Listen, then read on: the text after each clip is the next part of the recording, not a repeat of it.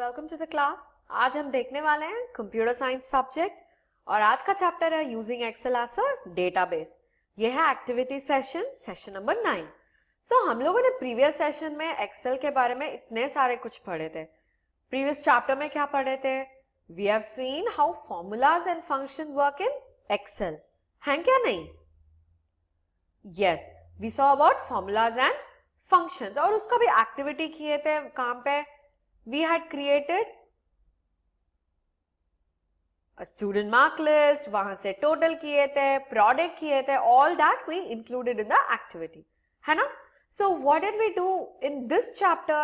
ये जो chapter है इसमें तो we have created, what did we create? We have created data validation, conditional formatting, जो कुछ database में आप करते हो वो सब कुछ हम लोगों ने किया था। So, डेटाबेस में क्या क्या कर सकते हैं? वेरी गुड, पहले तो डेटाबेस में स्टोर कर सकते हैं डेटा को। सेकेंड, आप डेटाबेस में और क्या कर सकते हो? सर्च कर सकते हो, ढूंढ सकते हो डेटा को और जो डेटा हमें चाहिए वो हम ले सकते हैं क्या नहीं? Yes, so these are the main operations in a database: saving, retrieving और सर्चिंग। सो ये तीनों तो बहुत ही इंपॉर्टेंट है डेटाबेस में। ओके, सो हम लोगों ने एक्सेल में भी वैसे ही देखा था। We have created a database in Excel, table के फॉर्मेट में क्रिएट किए थे और उसके बाद फिल्टर आउट किए थे, रिट्रीव किए थे डेटा को और सर्च भी किए थे, है या नहीं? So Excel is also a database tool which can be used.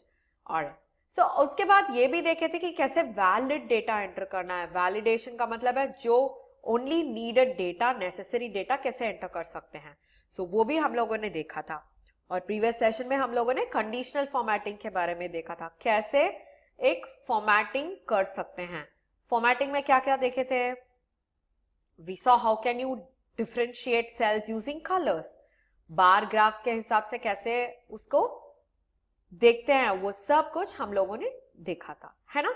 आज ये सभी मिला के हम लोग एक एक्टिविटी क्रिएट करने वाले हैं जो बुक में आपको दिया हुआ है। Always these kind of questions comes in practical exams भी। ऑलराइट, प्रैक्टिकल एग्जाम्स में क्या कर सकते हो? आपको जो दिया है वो क्रिएट करके आपको जो एक्टिविटीज मांगे हैं, जो फीचर्स मांगे हैं, उसे दिखाना पड़ेगा टीचर्स को। ऑलराइट, चलो सेशन के अंदर we need a Excel book and we are going to start with it. अभी हमें पता देना चाहिए कि क्या है activity. So this is the activity. Arjun was assigned the job of collecting the registrations for the cultural program in his school. So what is Arjun aware of? He is supposed to be collecting the registrations for the cultural program in his school. Okay, so abhi he was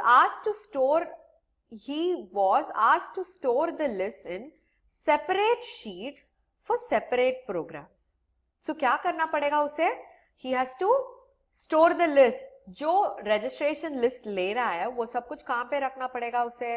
हर एक worksheets में store करना पड़ेगा separate programmes के लिए। So the programs were dance, skit and mime, ये तीनों programmes हैं। कितना शीट्स यूज करना पड़ेगा हमें? कितना यूज करना पड़ेगा? 3 sheets. Very good, 3 sheets use करना पड़ेगा। ओके, क्योंकि डांस के लिए एक शीट, स्किट के लिए दूसरा और तीसरा है माइम के लिए। Okay, so help him create the list. ये हो गया है। So what is going to be done now? We are going to see how are we going to create separate list for these 3 categories. हमें बहुत सारे करना पड़ेगा क्योंकि we are suppose to mention the sheet name और registration details, सब कुछ हम लेने वाले हैं। ओके, उसके बाद क्या करना पड़ेगा? The teacher wanted to add formatting for the cells where classes were typed इन।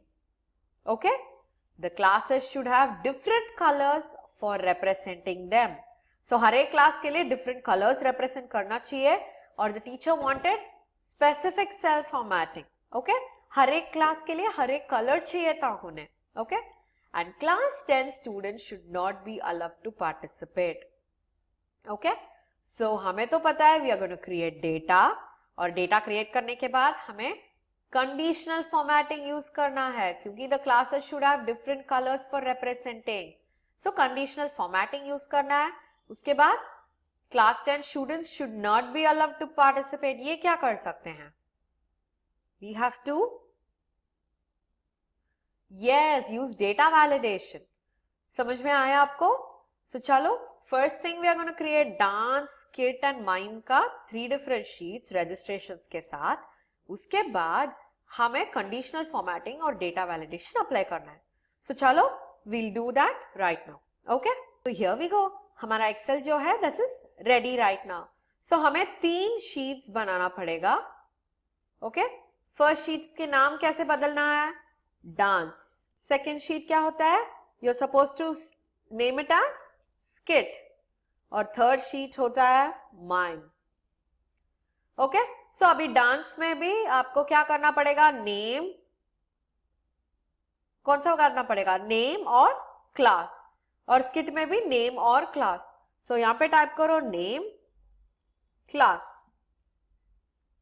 अभी इसे वापस टाइप करने की कोई जरूरत नहीं है. Just click and drag, copy करो, कंट्रोल सी, उसके बाद यहां पे जाके पेस्ट करो, और इसके बाद वापस जाके पेस्ट करो. समझ में आया? So right now we are going to start with our normal A B C D E F G. Okay, अभी ये है क्लास 6 7 7 9 5 6. ओके, सो ऐसे क्लास एंटर करने से पहले हमें क्या बता देना चाहिए? We are suppose to show them you are not allowed to enter class 10 का डेटा. सो पहले क्या करते हैं? तीनों में नाम एंटर कर देते हैं. Okay, E J K L B N. Okay, उसके बाद माइम. माइम में क्या कर सकते हो? वापस नाम एंटर करो. Okay, alright. सो अभी हर एक क्लास का इफेक्ट में, क्लास के कॉलम में हमें क्या करना चाहिए? फॉर्मेटिंग ऐड करना चाहिए. सो क्या करने वाले हैं? First thing we are going to give conditional formatting. Okay, so conditional formatting में हाईलाइट करने वाले हैं, और यहां पे क्या देने वाले हैं? We have to mention the classes. 6 रहेगा तो दिस कलर, 7 रहेगा तो दिस कलर, 8 रहेगा तो this colour. So equal to में जाके 6 क्या करने वाले हैं? Fill it with green. Okay, वापस इक्वल टू में जाके 7 रहेगा तो फिल इट विथ येलो. अगर 8 रहेगा तो इक्वल टू में जाके 8 रहेगा तो इक्वल टू रेड. ओके, और 9 रहेगा तो क्या करेंगे? Equal to 9. ओके, इसे डिफरेंट दे देंगे, रेड बॉर्डर दे देंगे. ओके, सो ओके कर लो. और ये तो कंडीशनल फॉर्मेटिंग रेडी है. हमें डेटा भी वैलिडेट करना पड़ेगा. कैसे करेंगे उसे? हमें डेटा वैलिडेट करना पड़ेगा. So again select it through out. Okay, और डेटा वैलिडेशन कहां पे रहेगा? Go into the data tab. Very good. Data tab के अंदर जाने के बाद डेटा वैलिडेशन सिलेक्ट करके क्या करना पड़ेगा? Click on data validation. Allow any value क्या? Yes, but what do you want? You want a whole number. Whole number कौन सा नहीं होना चाहिए? Not equal to. क्या नहीं होना चाहिए? नॉट इक्वल टू 10 होना चाहिए. है क्या नहीं? Yes, so it should not be equal to 10. Input message की कोई जरूरत ही नहीं है, क्योंकि हम लोगों ने कॉलम ऑलरेडी स्पेसिफाई किया है. और एरर क्या देंगे वार्निंग में? यू आर नॉट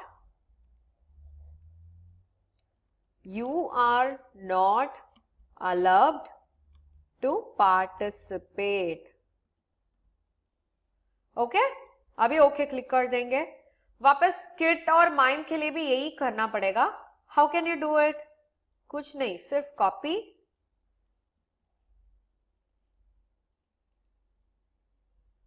पेस्ट करना पड़ेगा and you will paste only the formatting.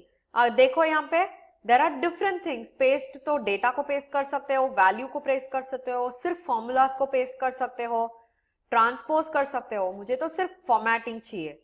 Okay, formatting का मतलब क्या है? मैंने डेटा वैलिडेशन और फॉर्मेटिंग किया था, so I want only them here. Okay, so अभी देखो I am going to enter class 6. देखते हैं क्या हो रहा है. Okay, working fine. 7 भी वर्किंग फाइन. 8 भी working fine. 9 is also working fine. अभी 10 देके चेक करते हैं. Very good. You are not allowed to participate. Perfect. So अभी क्या करना पड़ेगा? मुझे नहीं कंटिन्यू करने का है. So what will I do? I will go ahead with class 6 वापस. 7 8. समझ में आया आपको? So this is how we do the conditional formatting. अभी देखते हैं कि the formatting is applied here और नॉट. 8, हाँ आ रहा है. यस और नो? Because we copied. क्या किए थे हम लोग? कॉपी किए थे द कंप्लीट कंटेंट. मगर कौन सा पेस्ट किए थे? पेस्ट तो सिर्फ फॉर्मेटिंग पे किए थे. अभी 10 प्रेस करने से डेटा वैलिडेशन कॉपी नहीं हो रहा है क्योंकि फॉर्मेटिंग सिर्फ कॉपी होगा. सो मुझे डेटा वैलिडेशन में जाके वापस करना पड़ेगा. इनपुट सेटिंग्स में क्या करना पड़ेगा? Should be a whole number and not equal to 10. अभी उसमें क्या देना पड़ेगा मुझे? I have to give a input message.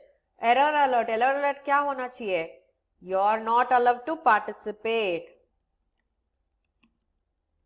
allowed to participate. Now when you press enter, it's showing again the error message. समझ में आया आपको? So this is how you apply formatting for every single data. Okay?